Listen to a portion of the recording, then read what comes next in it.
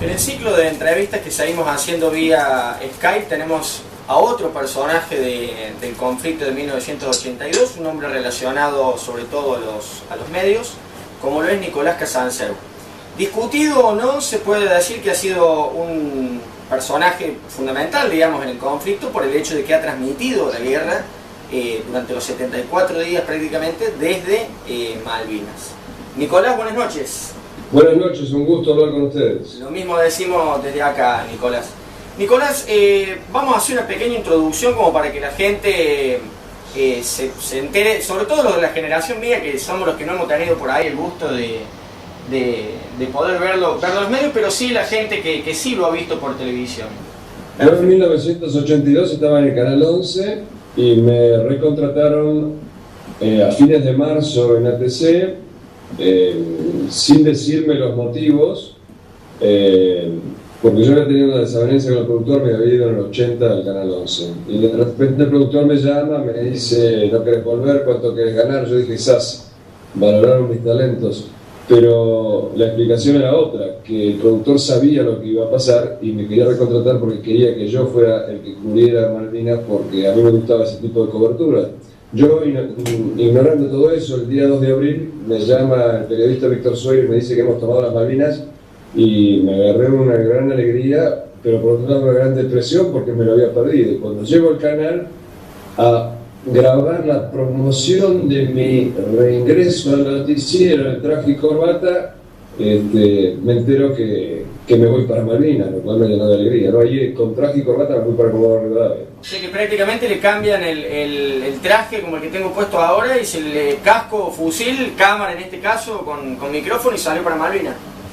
Sí, no tan exactamente, porque me fui en traje y corbata, después en Comodoro me compré una camperita, pero como me moría de frío en Malvinas, el teniente coronel Senedín me regaló una chaqueta de trofeo perteneciente a un infante de marina inglés y la usé durante todo el conflicto para bronca de los kelpers.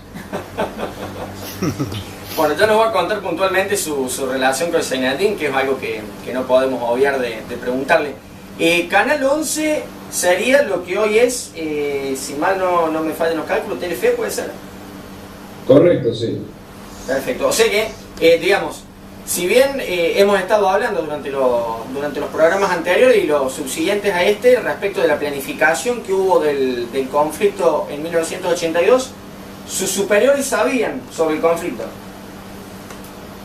Bueno, en este caso lo sabía el productor porque era amigo del conductor del noticiero Gómez Fuentes, y Gómez Fuentes era amigo personal del general Galtieri, lo conoció de su paso por Rosario. Fue pésimo en la conducción de la guerra de Malvinas, como tantos otros generales no se jugó lo suficiente, no se jugó nada, y lo que más bronca me da es que a Galtieri lo acusan de haber estado borracho, de haber sido borracho, cuando tiene pecados mucho mayores, como por ejemplo el de no haber conducido la guerra como correspondía. Pero esto del vaso de whisky de Galtieri está hecho muy a propósito para ridiculizar, caricaturizar la gesta de Malvinas. Yo hice una pequeña investigación y Galtieri no era alcohólico, simplemente tenía una voz aguardentosa y era muy torpe para hablar. Pero ¿por qué se insiste hasta el día de hoy con el vaso de whisky de Galtieri? Porque no puede haber nada heroico si es que fuimos a la guerra porque un día un general se despertó con vasos de alcohol encima. ¿Considera que ese detalle ya desde ese momento era, digamos, un manejo de la información como ocurre hoy, que es prácticamente, perdón por el término, ¿no? pero un picadero de carne la televisión argentina? Bueno, esto todo empezó después de la rendición. La campaña de desmalvinización, que no es sino una forma de censura y de descalificación de la gesta de 1982, empezó al día siguiente de la rendición del general Menéndez. Usted, retomamos un poquito para atrás, le habían comentado su regreso a Canal 11, en ese momento le sale esta propuesta de ir a cubrir la guerra de Malvinas porque a usted le gustaba puntualmente este tipo de coberturas. ¿Había hecho anteriormente coberturas de guerra? Sí, había cubierto la guerra civil en El Salvador y en Nicaragua. Nicaragua cuando cayó Somoza en 1979 y 1980 en la guerra civil de El Salvador. Cuéntenos un poco cómo es la tarea del corresponsal de guerra. Bueno, por empezar hay que hacer la diferencia que nadie casi la hace entre corresponsal de guerra y periodista en lugares de peligro. Son dos cosas diferentes, porque el corresponsal de guerra participa del esfuerzo bélico de su país y por lo tanto está supeditado a las órdenes de los militares en el frente. El periodista en situación de riesgo va por las suyas y su situación es distinta. Yo en Salvador y en Nicaragua fui periodista en zona de riesgo y en Malvinas fui corresponsal de guerra. O sea que usted puntualmente en Centroamérica tenía una cierta inmunidad, vamos a llamarle. No, inmunidad no, pero era mi responsabilidad moverme. Por supuesto que también había censura en ese momento en esos lugares. Y había que moverse con cuidado porque me acuerdo muy bien que un periodista mexicano mostró al censor en El Salvador un video y después cuando llegó al canal le emitió otro. Días más tarde con una bala perdida lo mataba. Qué bárbaro, ¿no? O sea, y en el caso suyo, por ejemplo, en Centroamérica, la gente que estaba, digamos, comandando ese conflicto bélico y usted en el medio del tiroteo, ¿se le pide esa información después? ¿Cómo es que se actúa en esos casos? Bueno, es complicado porque lo más difícil en estos casos de guerras civiles es pasar de un bando a otro. El cruce para cubrir un bando, después cubrir el otro, ese cruce es lo más complicado y peligroso.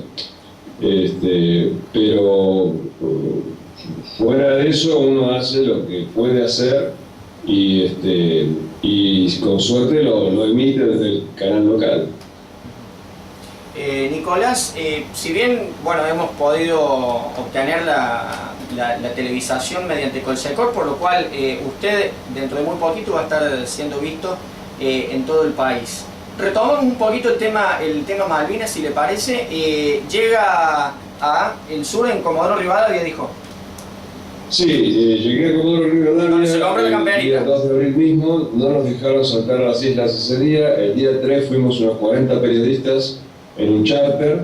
El día 4 solo logramos entrar en la isla el periodista ya fallecido Daniel Mendoza y yo, y después fui entrando y saliendo porque querían que yo también cubriera desde Comodoro Rivadavia hasta que el 23 de abril, como sabía que el bloqueo después iba a impedir que se entre, ya me quedé definitivamente en las islas. Y durante todo ese mes de abril, lo curioso es que venían periodistas a Malvinas, hacían sus notas y regresaban raudos al continente. Delante mío, el corresponsal de guerra de la Nación, Corbelini Rosende, me le había ofrecido alojamiento y que se quedara y tomar el coche, y el tipo contestó: soy más necesario en Comodoro Rivadavia. Entonces, ese fue el motivo por el cual, inesperadamente para mí, finalmente quedé como el único corresponsal de guerra más un grupo de TELAM. Pero la gente y por eso era que lo había relacionado, le pido disculpas al principio, que por eso era que lo había relacionado con TELAM. Sí, la gente de TELAM se dedicaba a hacer propaganda en vez de informar. Porque es sabido que la agencia TELAM siempre tuvo estrecha conexión con los servicios del gobierno. Entonces había un periodista, Diego Pérez Andrade, que inventaba cosas a raudales, como por ejemplo que el piloto Juquí con su Pucará había atacado al portaaviones, lo cual es imposible por el porte del Pucará. Sí, sí.